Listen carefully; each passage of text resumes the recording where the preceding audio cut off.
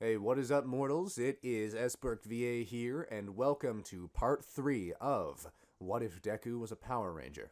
Just want to greet you guys by just saying, sit back and relax. You're in for a treat. And so, we begin. Midoriya ran through the streets of the fake city. Immediately, the green teen found himself under attack by a one-pointer. The robot closed in on Midoriya to attack with its large metallic arms. Midoriya had trained with his ranger suit for months, but it still surprised him how much the outfit enhanced his speed and strength. These enhancements made taking care of the one-pointer a breeze. The emerald-eyed teen dodged as the robot went to grab him. Midoriya then wrapped his arms around the robot's large forearms and pulled with all his might. The arm ripped free of its mountings. Before the robot had time to examine its lost limb, Midoriya used the arm as a makeshift club and caved in the robot's head. Midoriya continued to use his enhanced speed to navigate the foe city.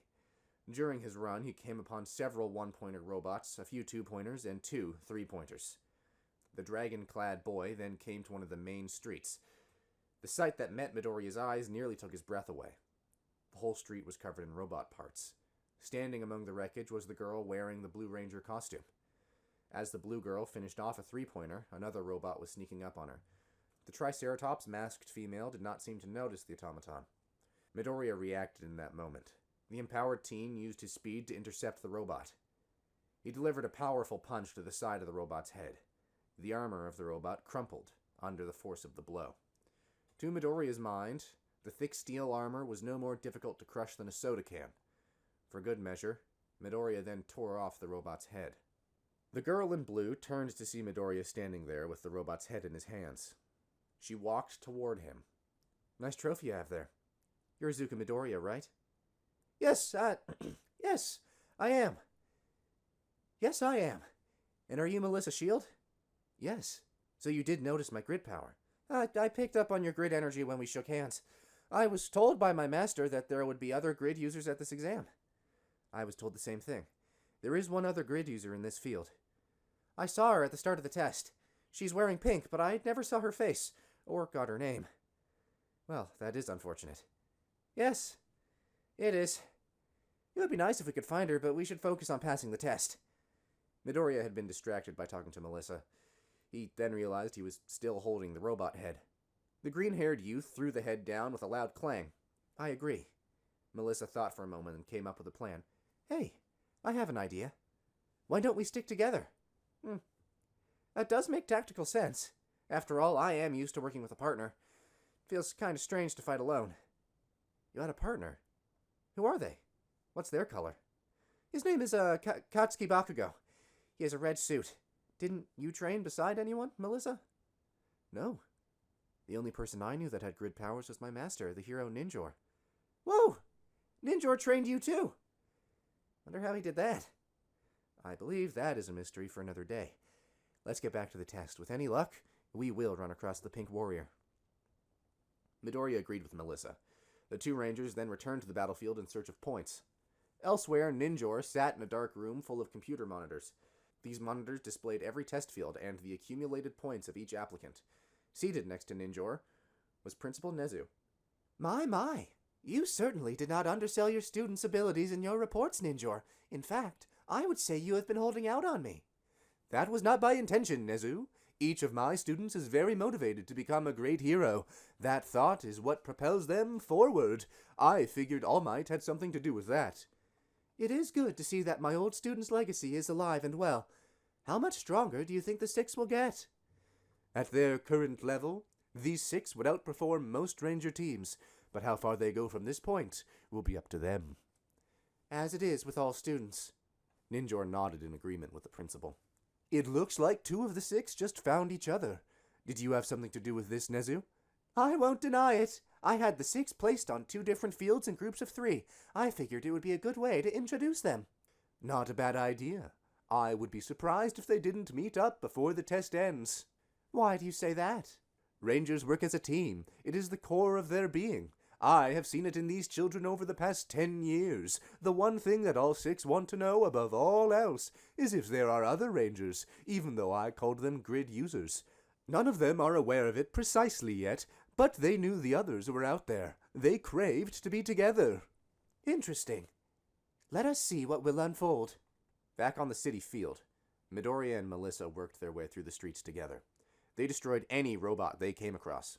The two teens even helped a few other test takers out of jams.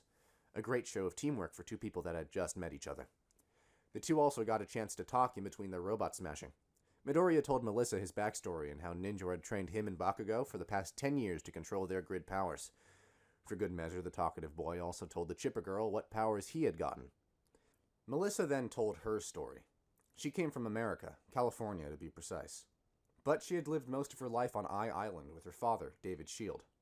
Midoriya fanboyed out a little at the mention of David Shield. Melissa just laughed at Midoriya's reaction. She continued by saying that she had been playing in the park with her father when her grid powers manifested. Her father, having studied quirks her whole life, knew that her power was not a traditional quirk.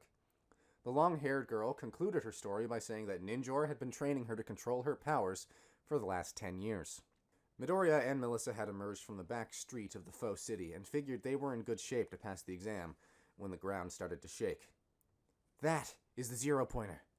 How do you know that? I kinda have this thing with machines. Midoriya did not have time to wonder about that revelation before the gigantic robot burst out of the ground. Midoriya and Melissa decided it would be best not to engage the giant robot in battle when the two heard a scream. Help! Someone! Midoriya looked in the direction of the voice and saw the Pink Ranger trapped under a large pile of rubble from a destroyed building. The girl in pink was moving the rubble off herself, but she would not get out before the zero-pointer reached her location. Melissa, can you get the girl out? I'll take care of the robot. How are you going to do that? I'll figure something out. With that, the two split up. Melissa went to help the trapped pink warrior, and Midoriya confronted the robot. I have no idea what to do. As the words left the Green Ranger's mouth, a voice spoke in his mind. This voice spoke in a gruff tone that sounded like it could be thousands of years old. Call on me, little one. It is time. A dagger appeared in Midoriya's hand. It was barely over a foot long, and the hilt was emblazoned with the symbol of the Dragon Zord in gold. Down on one side of the black handle were what Midoriya thought were buttons. But Midoriya realized that they were valves, like on a flute or a saxophone. Midoriya acted out of instinct. The Green Warrior placed the dagger to the faceplate of his helmet. Midoriya's fingers then started to press the valves and produced a flute-like sound. As he played the tune, a powerful green light appeared behind Midoriya. The light then formed into a figure made of metal. It was colored gray, green, and black. Its arms were short but powerful, and each hand was made up of tube-like fingers. The most amazing feature of the metal beast was a long cylindrical tail with a drill at the tip. Are you Mecha Godzilla? The voice spoke in Midoriya's mind again. I am the Dragon Zord. Command me, Green Ranger. Midoriya knew what he needed to do. He again played his dagger flute and a different song emerged. The Dragon Zord responded to the tune. The metal dragon moved towards the zero-pointer, the ground rumbling with its mighty footsteps. The zero-pointer raised its massive arms and attacked the Dragon Zord. The mech caught these blows with its tube-shaped fingers. The zero-pointer tried to break the Dragon Zord's hold, but the dragon's hold was too mighty. A loud metallic grinding could be heard across the field. The zero-pointer was no match for the Dragon Zord in raw power. The action of the Dragon Zord stopped the advance of the zero-pointer.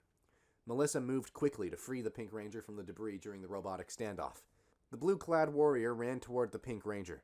The Pink Warrior was freaking out at being trapped. Hold still. I'll get you out of there. The Pink Ranger fell silent. The sight of Melissa in her ranger suit had completely surprised her. After a long moment, the Pink Warrior uttered one word. Okay.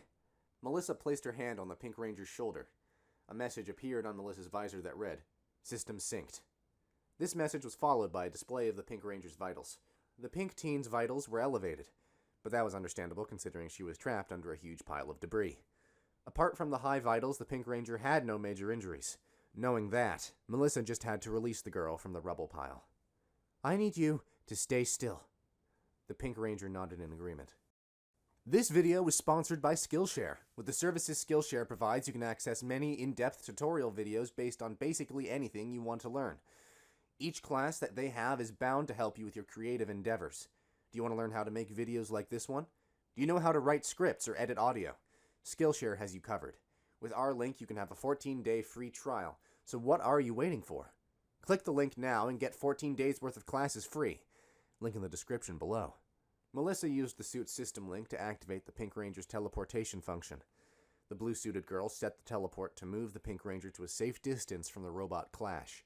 After the Pink Warrior was freed, Melissa then teleported to the same location she sent the Pink Ranger. Midoriya glanced back and saw that the girls were safe. That was a huge relief to the Greenette. Midoriya knew that he needed to put an end to the fight with the Zero-Pointer.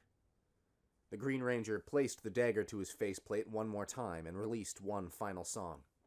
The Dragon Zord's red eyes flashed. In one fluid motion, the Dragon Mech released the Zero-Pointer and shoved it back. The giant olive brute's arms went limp. The Dragon Zord then raised its tail, and the drill tip began to spin furiously. The Dragon Zord then drove the drill tip up through the Zero-Pointer's head. With that assault, the Zero-Pointer's body fell to the ground with a crash. Midoriya was amazed at what the Dragon Zord just did. The Dragon Mech then dissolved into a tiny ball of green light. This light ball then zipped through the air and contacted Midoriya's Power Morpher. This light ball then zipped through the air and entered Midoriya's Power Morpher. The Morpher glowed green for a moment, and then the glow faded. Several messages appeared on Midoriya's helmet visor that read, Dragon Zord connection active. Dragon Dagger active. Dragon Zord stored. Melissa and the Pink Ranger stood a short distance away. The two girls stood in stunned silence. Midoriya walked over to the two girls. He asked if they were in one piece. The girls told him they were fine. That was a huge relief to Midoriya.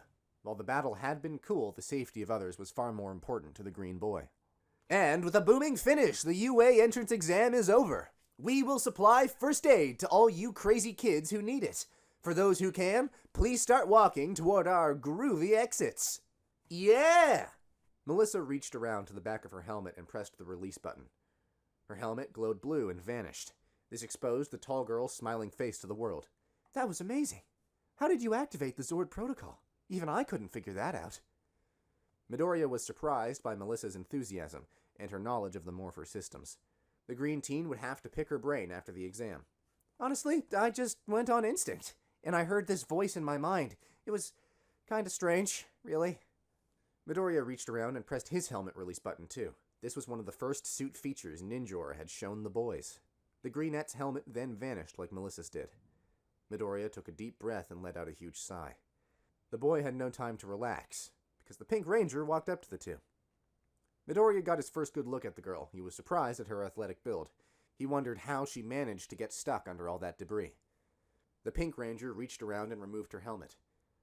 The warrior's face was revealed to Midoriya and Melissa. The girl was not just the Pink Ranger, she was literally a pink warrior. The young lady had pink skin, short pink hair, and yellow eyes with black sclera. Thank you, both of you! My name is Mina Ashido. Both Midoriya and Melissa introduced themselves to Ashido. Midoriya was surprised at how cute the girl was.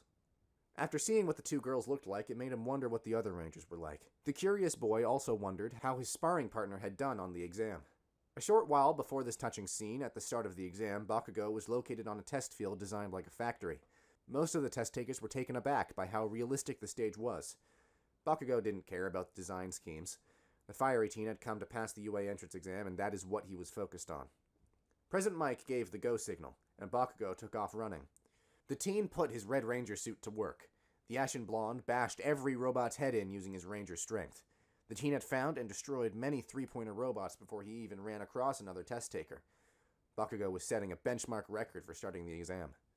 As Bakugo was laying waste to a one-point robot, he sensed a grid signature behind him.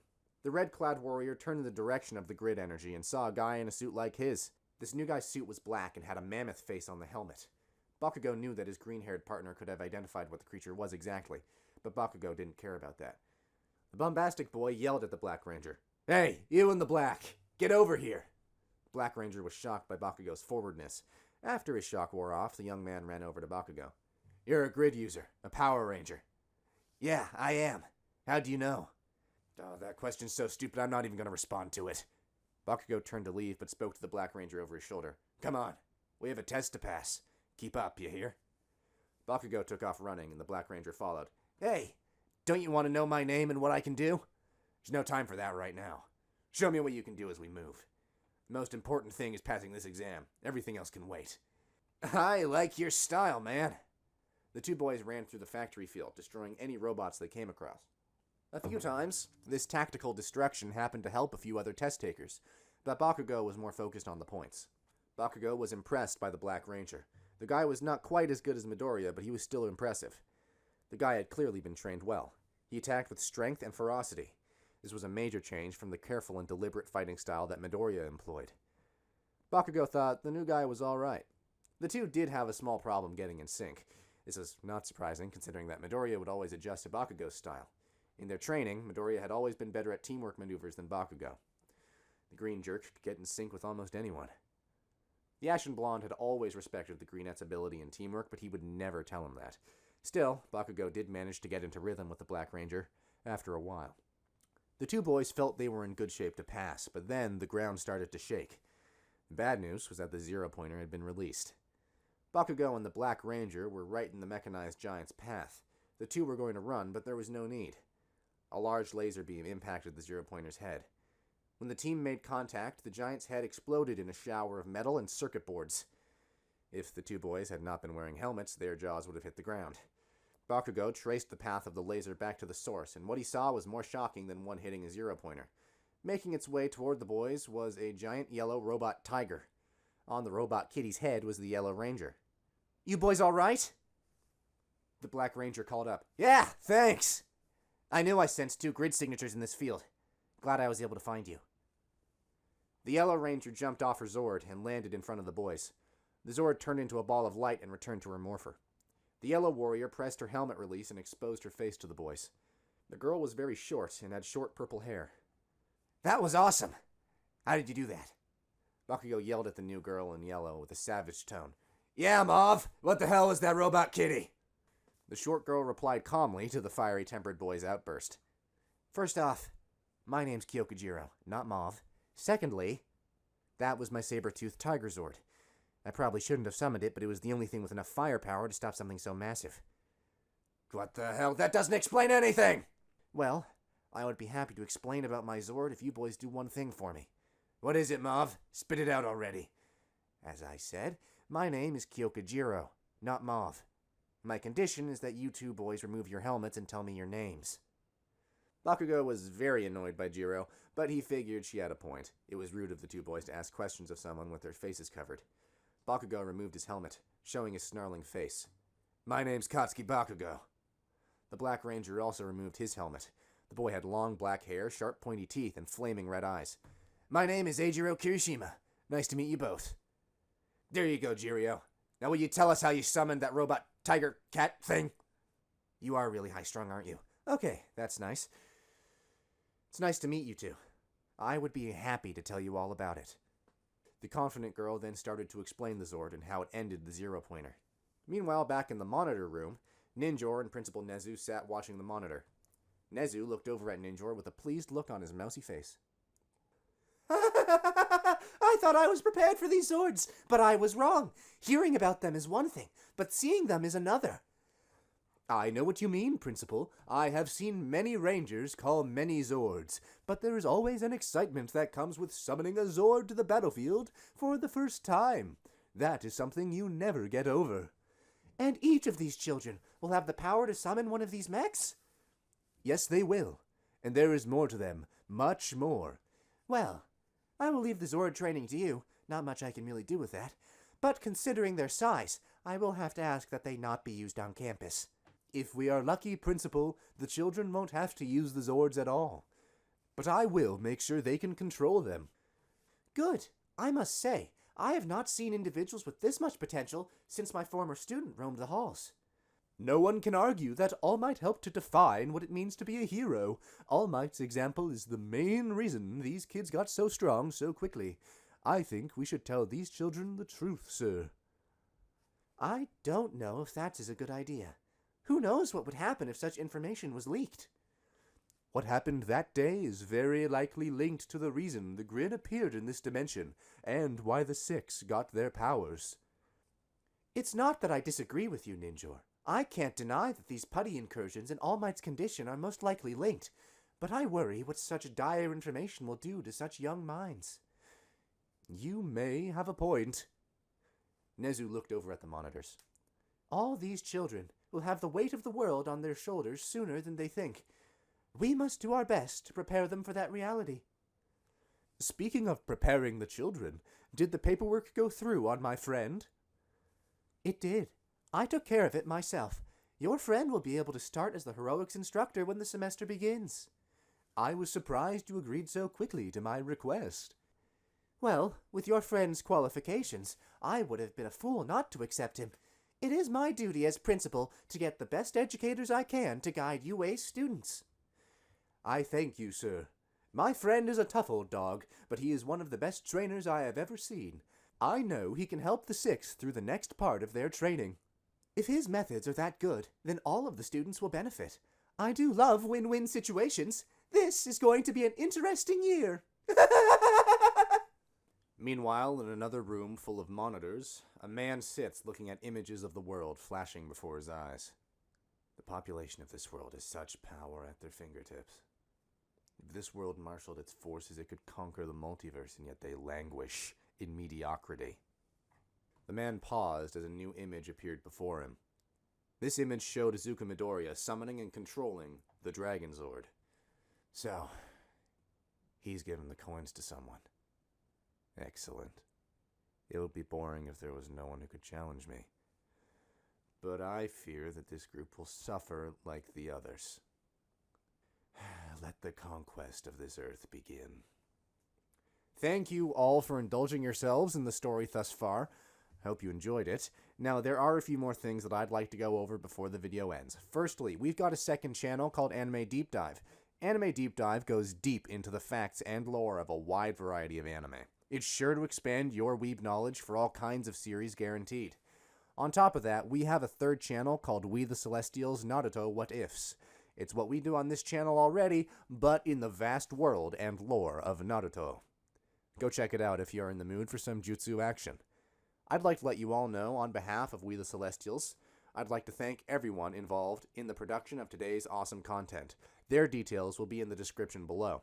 If you're perhaps interested in what we do here at WTC, then I would like to extend an invitation to join the team. The only caveat being we only accept members 16 and older joining our crew. You can find us on our Discord, which you can locate in the description below. Our Discord is an all-around fantastic place to be, whether you're a fan or looking to join our band of misfits. All you gotta do is hit up the recruitment server and sign up for whichever category of work fulfills your interests. We're always looking for members to join us. Well, that's it from us for today's video, so thank you all for watching, and have a great day.